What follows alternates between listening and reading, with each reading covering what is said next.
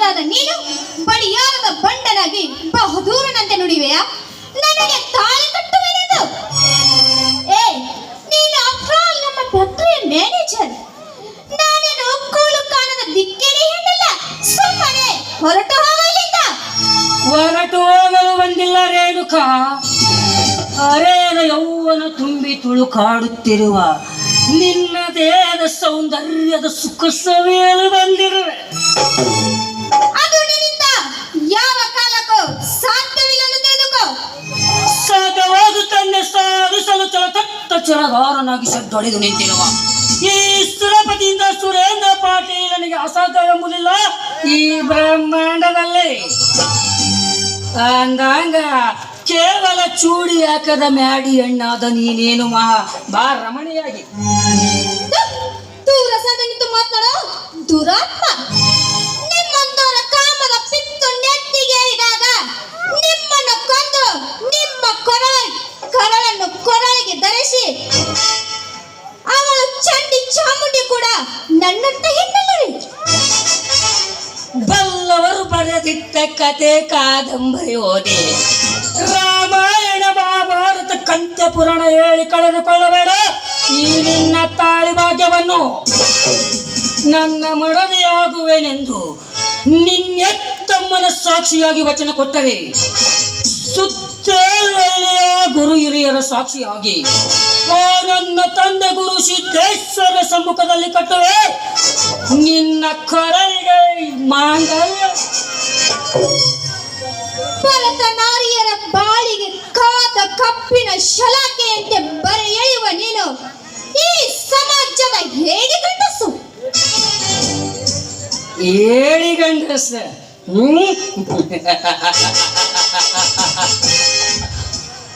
ಕೇಳು ರೇಣುಕಾ, ನಿನ್ನಂತ ನೂರಾರು ಅರೆಯದ ಬಾಳೆಯರನ್ನು ಹಣಾಭರಣದ ರಾಶಿಯಲ್ಲೇ ತೇಲಾಡಿಸಿ ಸ್ವಂತ ಅರಸನಾದ ಈ ಸುರೇಂದ್ರ ಪಾಟೀಲ್ ಮನಸ್ಸು ಮಾಡಿ ಚರಳಿನ ಕೇಸರಿಯಂತೆ ಗಟ್ಟಿಸಿದರೆ ಜಿಂಕೆಯಂತೆ ಚೀರಿಯಂದಪ್ಪಿ ಬೀಳುವೆ ನನ್ನ ಕಾಮದ ಶರಪಂಜರದಲ್ಲಿ. ಏನು? ನಾನು ನಿನ್ನ ಕಾಮದ ಶರಪಂಜರವಿರಬೇಕೆ? ಏ, ನಿನ್ನ ಕಾಮ ಎಂಬ ಶರಪಂಜರಕ್ಕೆ ನನ್ನ ಗಂಡಿಕೋ ಎಂಬ ಬೆಂಕಿ ಕಿಡಿಯಲ್ಲಿ ಸುಟ್ಟು ಹೋಗುವೆ ಅರೆ ಕ್ಷಣದಲ್ಲಿ. ರೇಣುಕಾ, ಹೆಣ್ಣಾಗಿಷ್ಟು ಸೇಡು ರೋಷವಿರಬೇಕಾದರೆ ಗಂಡಿಗೆಲ್ಲವನ್ನೆತ್ತಲಿರುವೆಯಾ? ಸತ್ತರು ಮೀಸೆ ಬರದಿರುವ ನಿನಗಿಷ್ಟು ಕೊಬ್ಬಿರಬೇಕಾದರೆ ಬೇಡ ಬೇಡವೆಂದರು ಮತ್ತೆ ಮತ್ತೆ ಬರುತ್ತಿರುವ ಜೋಡು ಗುಂಡಿಗೆಯನ್ನು ಪಡೆದು ಬಂದ ಈ ಕಂಡು ನಿನ್ನ ಶೀಲ ಸಭೆಗೆ ಬಿಡಲಾರೆ. ಚಟಗಾಡಿ ಈಶ್ವರನ ಕೊರಳಿಗೆ ದಿಟ್ಟದವರನಾಗಿ ಸುತ್ತಿಕೊಂಡ ನರನಾಗರನಾಟ ಈ ಪಾಟೀಲನ ತಿರಸ್ಕರಿಸುವುದು ಎನ್ನುವುದು ನಿನ್ನ ಧರ್ಮವಲ್ಲ ರೇಣುಕಾ. ಬೇಗ ಬಾ ಈ ಪಾಟೀಲನ ಪ್ರೇಯಸಿಯಾಗಿ. ಕಟ್ಟುಕ, ನೀ ತೋರಿಸೋ 10 ತೊಲೆ ಬಂಗಾರ ಕೇವಲ ನನ್ನ ಹರ ಚಪ್ಪಲಿಯ ಸಮಾನ. ರೇಣುಕಾ, ಕೂಲಿನಾಸೆಗೆ ಮತ್ತೊಬ್ಬರ ಸೊತ್ತಾಗಿ ಬಿದ್ದ ನೀನು ಹೊತ್ತು ಮೀರಿ ವರ್ತಿಸುವೆ ಬಂದಗಂಡೆ. ಮಾವಿನ ಹಣ್ಣಿನಂತ ಮಾಗಿ ನಿಂತ ಮಾಟಗಾರ್ತಿ ಎಣ್ಣೆ ಇನ್ನು ನಿನ್ನ ಶೀಲ ಸವಿಯದ ಬಿಡಲಾಗಿ.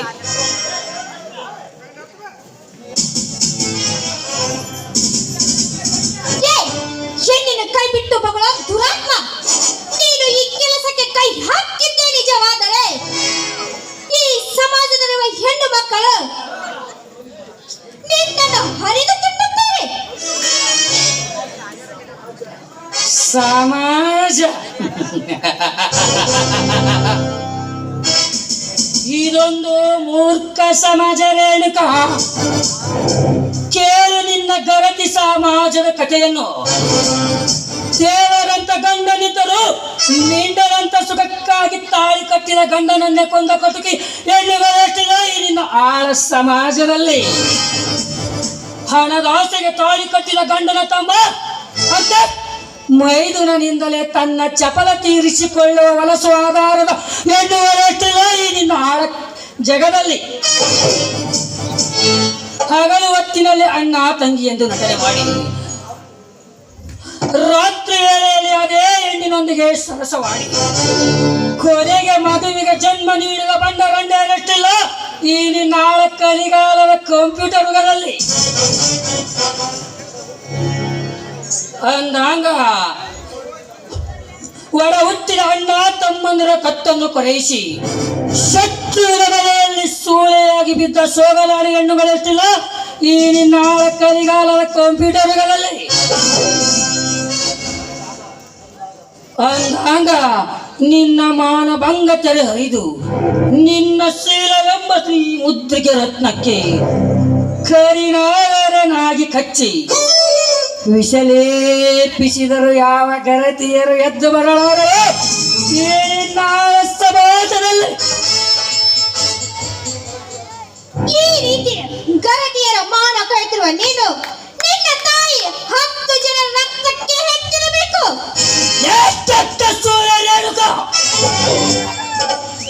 ಹೆಚ್ಚಿಗೆ ಉತ್ತರಿಸಿದ್ದೆ ಆದರೆ ಹೂಗಿದು ಬಿಡುವೆ ನಿನ್ನ ಮೃದುವಾದ ದೇಹವನ್ನು. ಬಳಿಯಾರ ಮಾಡಲು ಬಂದು ಬೇಡ ನನ್ನ ಬಲೆಯಲ್ಲಿ ಈಗಲೇ ಹರಿದು ಹಾಕುವೆ ನಿನ್ನ ಶೀಲ ಕ್ಷಣದಲ್ಲಿ ಬಾಳೆಯನ್ನು ಸತಿಯಾಗಿ.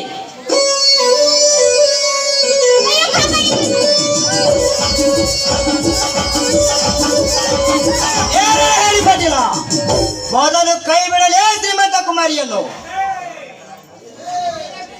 ನನ್ನ ಪ್ರೇಮ ಸಮ್ಮಿಲನದಲ್ಲಿ ಸರ್ಪದಂತೆ ಸಾಗಿ ಬಂದ ನೀನೇ ಮೊದಲೇ ನಿಮ್ಮಂತ ಕಟುಕ ಶ್ರೀಮಂತರ ಕಣ್ಣು ಕೀಳಲು ಸಿದ್ಧನಾಗಿ ಬಂದಿರುವ ಸೂರಜಮದಗ್ನಿ ಲೇಚಮದಗ್ನಿ ಎಂಬ ಇಲ್ಲಿ ನಾನಲ್ಲೇ ಪಡಿಲ. ನಿಮ್ಮಂತ ಕಾಮಾಂಧರ ಪ್ರಾಣ ತೆಗೆಯಲು ಸಿದ್ಧನಾಗಿ ಬಂದಿರುವ ನಾನೊಂದು ನಿನ್ನ ಪಾಲಿನ ಹುಲಿ.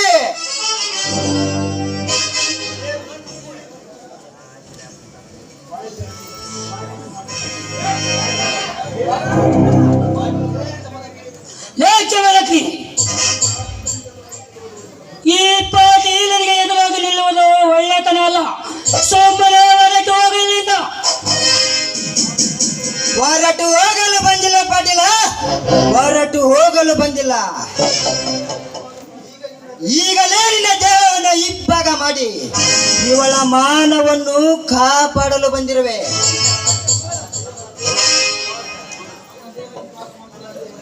ಇಂದ ನನ್ನ ದೇಹ ಇಬ್ಬಾಗ ಮಾಡುತ್ತೇನೆಂದು ಬಂದು ನಿನ್ನಂತ ಎಷ್ಟು ದಿನ ಸತ್ತು ಸುಡುವಾಡು ಸೇರಿದರೆ ಈ ಪಾಟೀಲನ ಕೈಯಲ್ಲಿ. ಈ ಪಾಟೀಲನ ಸಾಹಸವನ್ನು ತಿಳಿಯಲು ನಿಂತರೆ ನಿನ್ನ ಗತವರುಳಾಗ ಖಂಡಿತ. ಘಟ ಬಿದ್ದರೂ ಅಟ ಸಾಗಿಸಿಯೇ ಸಾಯುವ ಕೆಚ್ಚಲೇ ಚಲಗಾರ ಜಮದಗ್ನಿ. ಹಗಲಿರುಳು ಸತ್ಯ ನ್ಯಾಯ ನೀತಿಗಾಗಿ ಹೋರಾಡಿ ಮುತ್ತೈದೆಯರಿಗೆ ಮುಖ್ಯ ಸ್ಥಾನ ಕೊಡಲು ಈ ಭಾರತಾಂಬೆಯ ಉದರದಲ್ಲಿ ಹುಟ್ಟಿ ಬಂದಿರುವ ಗಂಡುಗಲಿ ಈ ಗಂಡುಗಲಿ ಜಮದಗ್ನಿ. ಲೇಚಮದಗ್ನಿ ತುತ್ತು ಕೋಳಿಗೂ ಗತಿ ಇಲ್ಲದ ಬಡ ಬಿಕಾರಿ. ಇವಳಿಗಾಗಿ ಪ್ರಾಣ ತ್ಯಾಗ ಮಾಡಲು ಇವಳೇನು ನಿನ್ನ ಮನೆ ಹೆಣ್ಣಲ್ಲ. ಸೋಮನೆ ಹೊರಟು ಹೋಗಲಿಲ್ಲ. ಏ ಮಾಡಿಲ್ಲ. ಅಸಹಾಯಕ ಸ್ಥಿತಿಯಲ್ಲಿರುವ ಹೆಣ್ಣು ಯಾರ ಮನೆಯವರೇ ಆಗಲಿ ಯಾರೇ ಆಗಿರಲಿ ಅವರನ್ನು ಕೆಣಗಲ ಮುಂದಾದ ನಿಮ್ಮಂತ ಗೋಮುಖ ವ್ಯಾಘ್ರಗಳ ನೆತ್ತೇನೆ ತೆಗೆದುಕೊಳ್ಳುವುದು. ಈ ಹೆಣ್ಣು ಅಷ್ಟೇ ಯಾಕೆ ಕಷ್ಟದ ಕಣ್ಣೀರಿನಲ್ಲಿ ಕೈ ತೊಳೆಯುತ್ತಿರುವ ಅಬಲೆ ಹೆಣ್ಣು ಮಕ್ಕಳು ಯಾರ ಮನೆಯವರೇ ಆಗಲಿ ಯಾರೇ ಆಗಿರಲಿ ಅವರನ್ನು ಕೆಣಕಲು ಮುಂದಾದ ನಿಮ್ಮಂತ ಗೋಮುಖ ವ್ಯಾಘ್ರಗಳ ನೆತ್ತಿಯ ನೆತ್ತರ ಕುಡಿದು ಆ ಪರಿಸಿ ಬರುತ್ತಿರುವ ನಿನ್ನ ದೇಹವನ್ನ ಇಬ್ಬಾಗ ಮಾಡಿ ಇದೆಲ್ಲವನ್ನು ಅರಿಯದ ಅವಿವೇಕಿ ನೀನಾದರೆ ಮುಂದೆ ಕೇವಲ ಕೈ ಹಿಡಿಯಲು. ಲೇ ಏಡಿ ಗಂಡಸೆ, ಪುಂಡ ಪುರುಷನಂತೆ ಬಗಳಬೇಡ. ನಿನ್ನ ಪುಂಡತನದ ಮಾತನ್ನು ಅದೇ ನಿನ್ನ ಗಂಡೆಂಬ ಎದೆಯಲ್ಲಿ ತೋಕೋತಿದ್ದರೆ ಹಿಂದೆ ನಿನ್ನ ತಂದೆ ತಾಯಿ ಕತ್ತು ತೆಗೆದ ಕಚಡ ಚಂಡಾಲರಿಗೆ ತೋರಿಸಬೇಕಿತ್ತು. ಈ ನಿನ್ನ ಸಿಂಹ ಗರ್ಜನೆ ಕೇಳು ಮೊದಲು ನಿನ್ನ ಇಂದಿನ ಚರಿತ್ರೆಯ ಇತಿಹಾಸದ ಬಾಳಪುಟವನ್ನು. ನೀನ್ಯಾರೆಂಬುದನ್ನು ಮರೆತು ಸಾಕು. ಸೋದರನಾಗಿ ಮತ್ತೊಬ್ಬರ ಸೊತ್ತಿಗೆ ಬಿದ್ದ ನೀನು ಶಟ್ ಹೊಡೆದು ನಮ್ಮಂತವರಿಗೆ ಎದುರಾಗಿ ನಿಲ್ಲುವೆಯ? ಪಾಟೀಲ ಪಾಟೀಲ, ಮಲಗಿದ ಕಾಳಿಂಗ ಸರ್ಪದ ಎಡೆ ತುಳಿದು ಕಚ್ಚನ ಎಡೆ ಎತ್ತಿಸಿಯ ಬಿಟ್ಟೆ ಈ ಗಾಯಗೊಂಡಿರುವ ಘಟ ಸರ್ಪವನ್ನು. ನನ್ನ ತಂದೆ ತಾಯಿಯರ ಕತ್ತು ತೆಗೆದ ವ್ಯಕ್ತಿ ಯಾವನೇ ಆಗಿರಲಿ, ಅವರನ್ನು ದರದರನೆ ಎಳೆದು ತಂದು ನಮ್ಮೂರ ಅಗಸಿಯಲ್ಲಿ ನಿಲ್ಲಿಸಿ ಅವರ ರುಂಡವನ್ನು ತೆಗೆದು ಆ ರುಂಡವನ್ನು ನಮ್ಮೂರ ಅಗಸಿ ಬಾಗಿಲಿಗೆ ಕಟ್ಟಿ ಆ ರುಂಡಕ್ಕೆ ಮುತ್ತೈದರು ಮೆಟ್ಟುವ ಮೆಟ್ಟಿನ ಸರ ಹಾಕಿ ಹೆಂಡು ಹುಲಿಗಳ ಗದ್ದಲದಲ್ಲಿ ಗೆದ್ದ ಗಂಡು ಹುಲಿನ ನಗುವೆ. ಒಂದು ವೇಳೆ ನೀನಾಡಿದ ಮಾತು ಸುಳ್ಳಾದರೆ ನಿನ್ನ ತಂದೆ ಶ್ರೀ ಹಂಪಿ ಹೊಳೆ ಬಸವೇಶ್ವರನ ಸಾಕ್ಷಿಯಾಗಿ ನಿನ್ನ ಗಂಟಲ ಕೊಳವೆಯಲ್ಲಿ ಆಡಿದು ರಕ್ತದ ಮಡುವಿನಲ್ಲಿ ಮುಳುಗಿಸಿ ಈ ನಾಡ ಮುತ್ತೈದೆಯರ ಪಾದ ತೊಳೆಸಿದಿದ್ದರೆ ನನ್ನ ಎದುರು ಜಮದಕ್ಕಿಯೇ ಅಲ್ಲ. ಬರೆದಿಟ್ಟುಕೋ ಈ ಬರಹವನ್ನ ನಿನ್ನ ಹಣೆ ಬರಹದಲ್ಲಿ. ಸುತ್ತೇರು ಹಳ್ಳಿಗೆನೆ ಶ್ರೀಮಂತ ಸಿಂಹವೆನ್ನಿಸಿಕೊಂಡಿರುವ ನನ್ನ ಸೋದರ ಭಾವ ದೇಸಾಯಿಗೌಡನ ಬೆಂಬಲ ನನಗಿರುವಾಗ ನನಗಾರ ಭಯವಿಲ್ಲ ಈ ನಾಡಲ್ಲಿ. ಇಂದು ಇವರನ್ನು ನನ್ನಿಂದ ರಕ್ಷಿಸಿದ ಮಾತ್ರಕ್ಕೆ ದೊಡ್ಡ ಸೂರಸರದಾರನೆಂದು ನೀ ತಿಳಿಯಬೇಡ. ಇದರ ಸೇಡು ನಾನೀಗ ತೀರಿಸಿಕೊಳ್ಳದಿದ್ದರು ಮುಂದೆ ಶಿವನಾಗ ಕವಿಕಿರಣ ಹಂಪಿ ಹೊಳ್ಳಿಸಿ ಬಸವಕುಮಾರ ರಚಿಸಿರುವ ಗಂಧದ ಗುಡಿ ಎಂಬ ನಾಟಕದಲ್ಲಿ ಚಕ್ರವರ್ತಿ ಎಂಬ ಕರನಾಯಕ ನಾನಾಗಿ ಬಂದು ನಿನ್ನ ಸಿರಿಗೆ ಗಟ್ಟಿ ಸುಡಗಾಡಕ್ಕೆ ಕಳಿಸದಿದ್ದರೆ ನನ್ನ ಹೆಸರು ಸುರಪತಿ ಇಂದ್ರ ಸುರೇಂದ್ರ ಪಾಟೀಲನೇ ಅಲ್ಲ.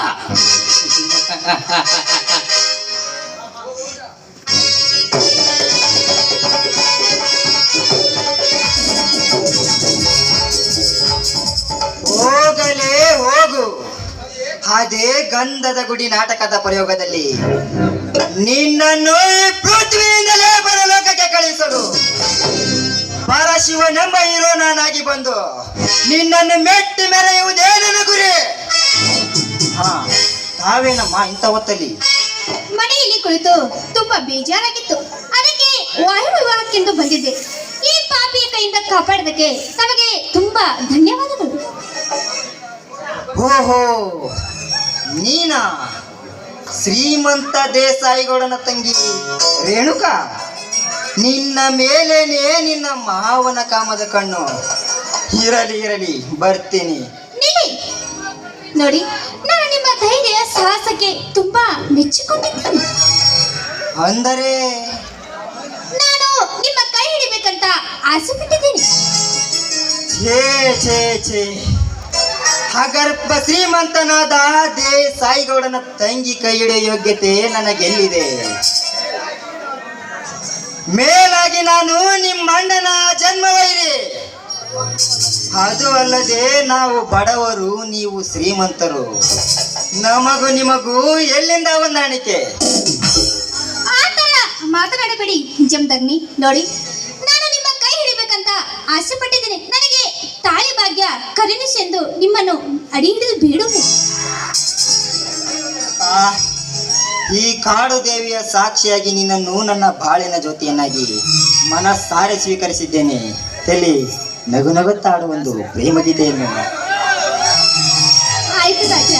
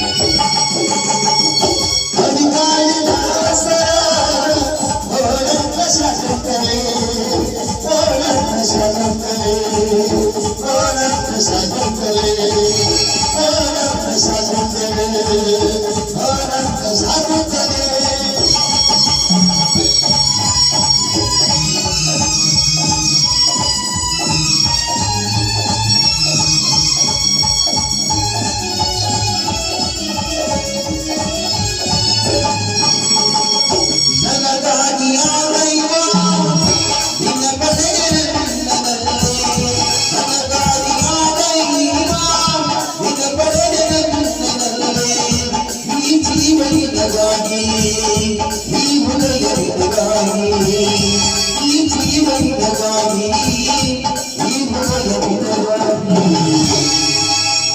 God is the boss, but God is the focus.